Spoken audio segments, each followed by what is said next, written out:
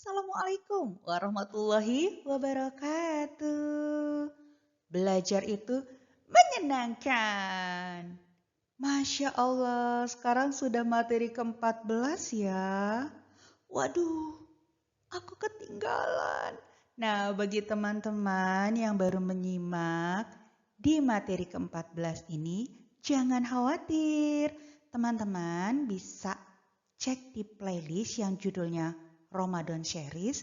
Nah, itu bisa dilihat materi dari pertama, kedua, dan seterusnya ya.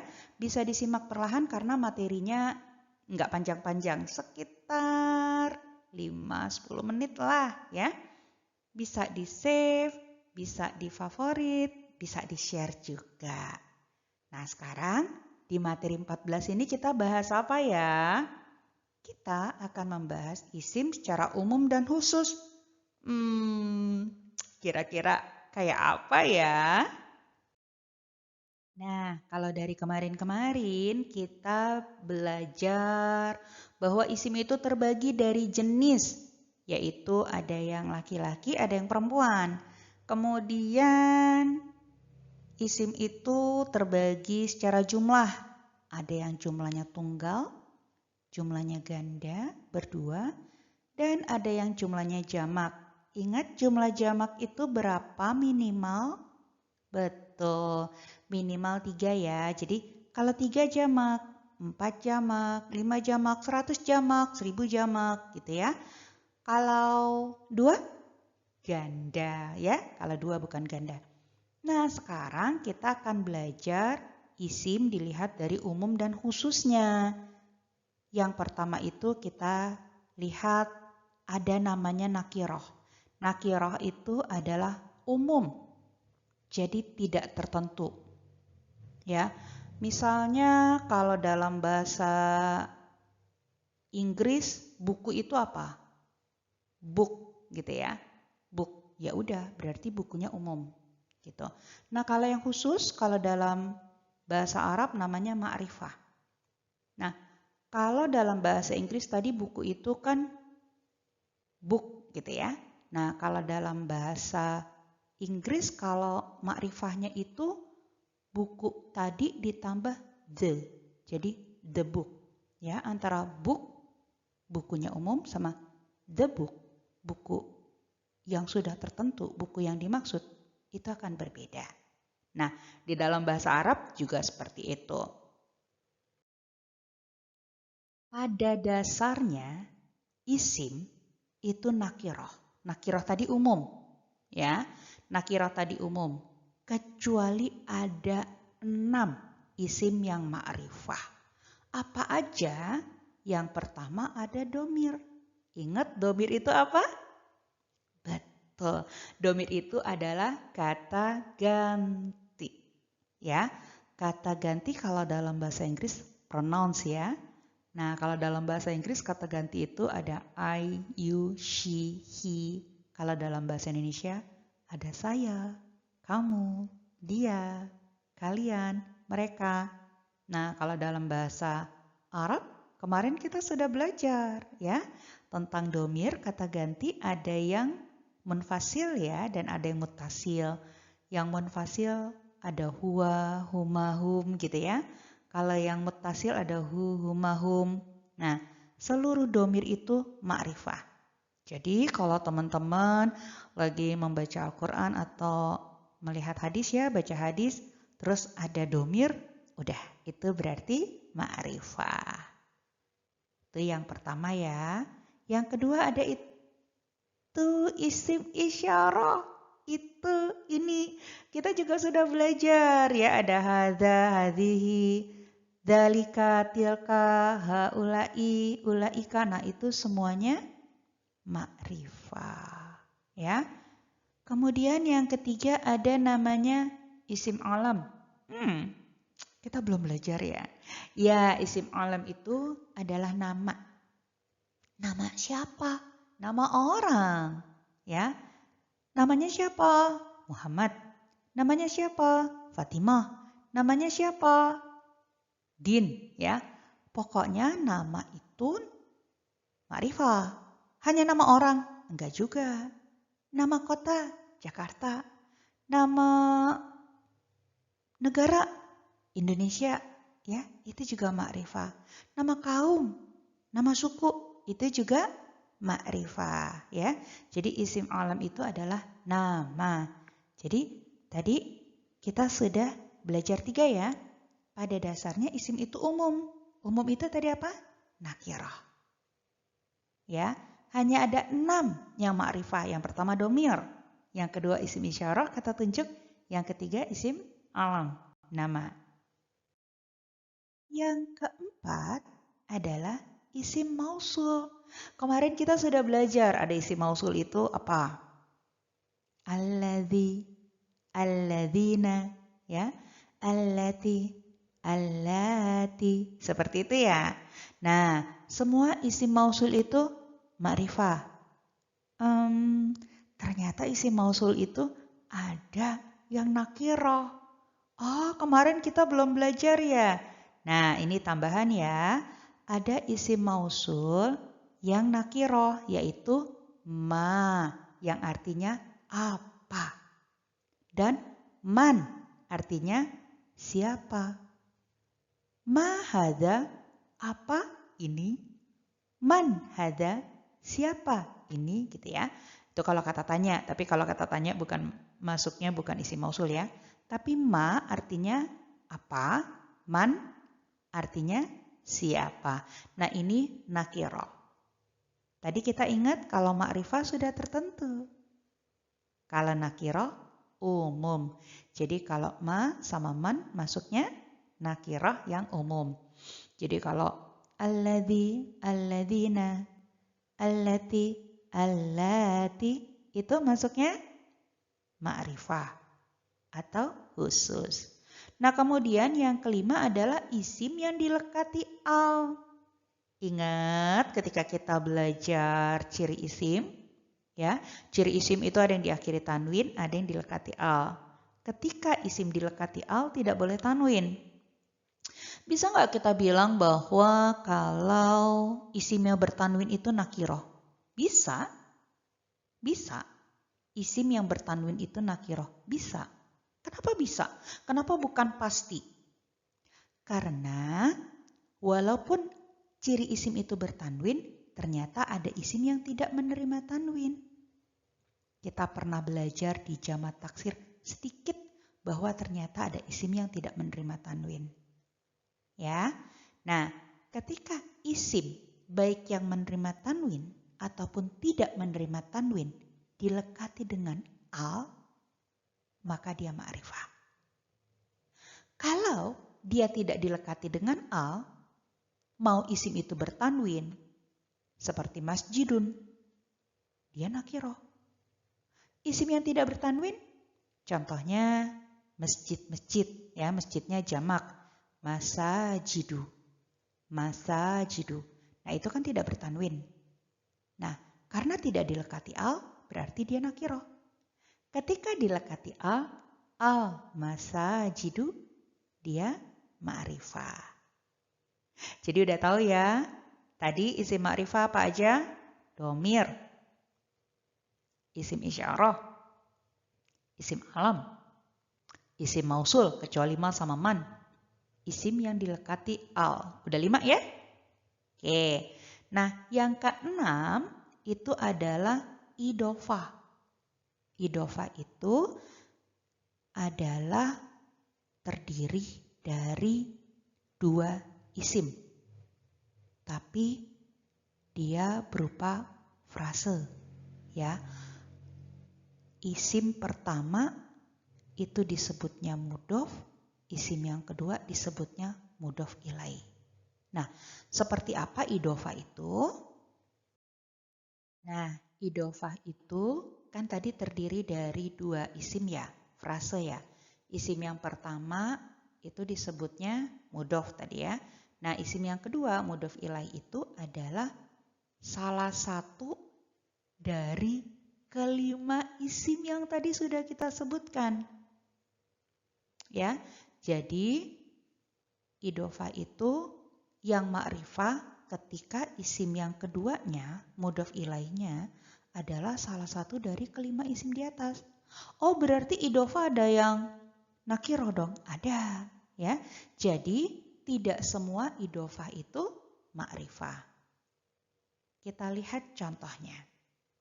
Ini ada dua kata. Yang pertama kitabu. Kitabu artinya kitab atau buku. Zaid nama orang, ya. Kitabu Zaidin artinya bukunya Zaid atau buku milik Zaid. Nah, kitabu sebagai isim yang pertama. Bagaimana kita melihat bahwa idhofah itu ma'rifah? Kita lihat isim yang kedua. Isim yang kedua adalah Zaid. Zaid nama orang. Kita teliti lagi nih, ya. Tadi kan kita udah tahu ya, pada dasarnya isim itu nakiroh kecuali 6. Coba kita sebut satu-satu. Domir. Yang pertama, Zaid itu domir bukan? Bukan. Yang kedua isim isyarah. Zaid itu isim isyarah bukan? Bukan. Yang ketiga isim alam. Nama. Zaid itu nama bukan? Yes. Zaid nama. Jadi kitabu Zaidin itu idhofah yang ma'rifah. Bagaimana contohnya yang nakiroh? Yang nakiroh, kitabu sama yang tolibin. Tolibin. Kita lihat kata kedua, tolibin. Tolibin itu dia isim domir bukan? Bukan. Isim isyarah bukan? Bukan. Isim alam bukan? Bukan. Tolibin artinya pelajar, ya. Jadi ini kitab milik pelajar, ya, atau kitab milik murid. Isim domir bukan, isim isyarah bukan, isim alam juga bukan. Yang keempat tadi isim mausul, bukan. Yang kelima, isim yang dilekati al bukan? Bukan. Jadi kitabu tolibin ini masuknya idhofah yang nakiroh. Bisa dipahami sampai sini? Alhamdulillah, ya. Jadi kita tahunya idhofah itu atau dua frase ini bisa ma'rifah kalau dilihat dari kata yang kedua, ya. Nah, kita lihat di sini. Zaid dia bertanwin. Yang tolibin juga bertanwin. Artinya tidak semua yang namanya bertanwin itu nakiroh, ya. Jadi dibedakan antara yang nakiroh dengan yang bertanwin, ya. Ketika isim dilekati al memang tidak boleh tanwin. Tapi nama orang kayak Zaid dia bertanwin, ya. Selain nama Zaid siapa lagi yang bertanwin? Nama Nabi Muhammad, Rasulullah, ya. Muhammad itu bertanwin. Muhammadun, Muhammadan, Muhammadin, ya. Nah, jadi isim alam banyak yang bertanwin. Jadi di sini dipahami bahwa ketika dia nakiroh tidak termasuk syarat yang 6 tadi. Jadi bukan hanya tanwin, ya. Karena bisa jadi tanwin itu juga ma'rifah. Kenapa? Karena dia isim alam, ya.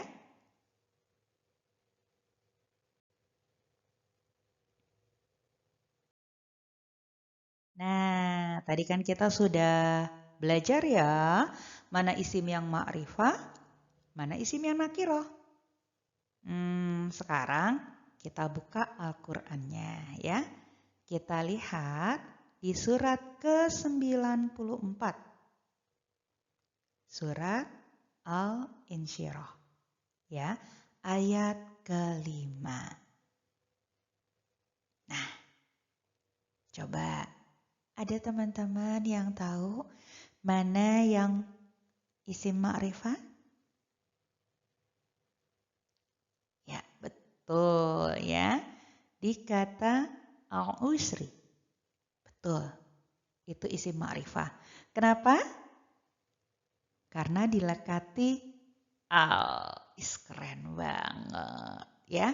Jadi diingat ya, tadi pada dasarnya isim itu nakiroh, umum, ya, kecuali yang 6 tadi, ya. Yang pertama isim domir, yang kedua isim isyarah, yang ketiga isim alam nama, ya, yang keempat isim mausul, yang kelima isim yang dilekati dengan al. Baru yang keenam, idhofa atau kata yang disandarkan kepada 5 isim ma'rifah tadi. Keren. Nah, berarti isim yang berikutnya, yusron, itu artinya apa? Nakiroh, betul, umum. Keren banget nih. Sedikit ya, saya ingin menerjemahkan ayat ini. Ya, di depan ayat ini ada kata fa, artinya maka. Inna artinya sesungguhnya. Ma'a artinya bersama. Fa inna ma'a, maka sesungguhnya bersama. Baik, sekarang kita lihat ada al-usri. Al-usri artinya kesulitan. Ya, coba kita lihat tadi kalau ma'rifah berarti tertentu. Ya, berarti yang dimaksud kesulitan ini adalah kesulitan yang tertentu, bukan secara umum. Oke, sudah dipahami? Keren. Yang kedua, ada kita lihat ini sedikit belajar sastranya ya. Di huruf yang ain itu, al-usri, itu kan ada hurufnya mendapatkan harokat dhammah ya, u. Kemudian huruf sinnya sukun, ro-nya itu kasroh. Ya, kenapa kasroh? Karena ada ma'a sebelumnya ya. Nah, ingat atau tahu nggak kalau ada kata kubro? Suka dengar nggak kata kiamat kubro? Artinya kiamat besar ya, kubro besar. Bedanya apa sama akbar? Akbar besar, Allahu akbar. Akbar besar, kubro juga besar. Bedanya kalau akbar untuk isim yang mudzakkar, kalau kubro isim yang muannas. Ya. Nah, di sini kubro itu kan berarti huruf kafnya dhammah, huruf ba-nya sukun ya. Sama nggak polanya sama usri? Beda, huruf terakhirnya kubro pakai fathah. Huruf terakhir nggak kita lihat ya. Kita lihatnya di huruf pertama dhammah, huruf keduanya sukun. Sama ya? Oke. Kalau tadi kubro artinya besar, berarti usri kesulitan yang teramat sulit. Sulit banget. Sulitnya, kalau kata anak-anak sekarang, nggak ada obat gitu ya. Pokoknya sulit banget bagi kita. Kemudian, kita lihat kata setelahnya. Yusra, artinya kemudahan. Di sini isimnya umum. Berarti ada kemudahan yang secara umum. Terus kita lihat lagi. Huruf ya dapat harokatnya dhammah. Huruf sin sukun. Sama nggak sih polanya sama kubro tadi? Kubro besar. Yusro berarti bisa jadi paling mudah. Ya, coba. Al-usri kesulitan yang paling sulit. Yusro kemudahan yang paling mudah. Bisa dipahami sampai sini? Keren. Ya. Sekarang kata ma'a bersama. Kalau saya mengatakan saya bersama keluarga saya pergi ke Jakarta. Berarti berangkatnya bareng-bareng nggak? Ya, tapi kalau saya dan keluarga saya pergi ke Jakarta. berangkatnya bareng-bareng nggak? Bisa bareng, bisa enggak. Ya, tetapi kalau pakai kata ma'a bersama, berarti bareng-bareng ya. Begitupun ayat ini. Fa inna ma'al usri yusra. Maka sesungguhnya bersama kesulitan yang sangat-sangat sulit dan tertentu tadi, terdapat kemudahan yang sangat-sangat mudah. Artinya di ayat ini kita jangan pernah menyerah. Selalu meminta kepada Allah. Karena ketika kita mengalami kesulitan, sebenarnya ada banyak kemudahan. Kemudahannya secara umum. Tapi kenapa kita nggak tahu? Karena kita hanya melihat yang sekecil itu. Jadi mintanya kepada siapa? Allah. Betul. Karena hanya Allah satu-satunya yang dapat menolong kita. Keren banget sih.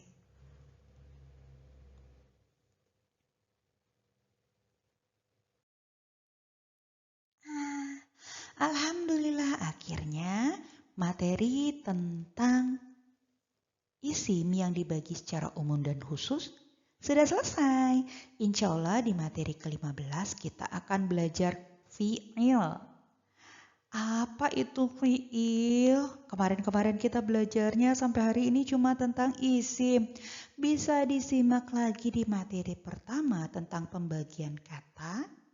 Pembagian kata itu terdiri dari 3. Ada isim, ada fi'il, dan ada huruf.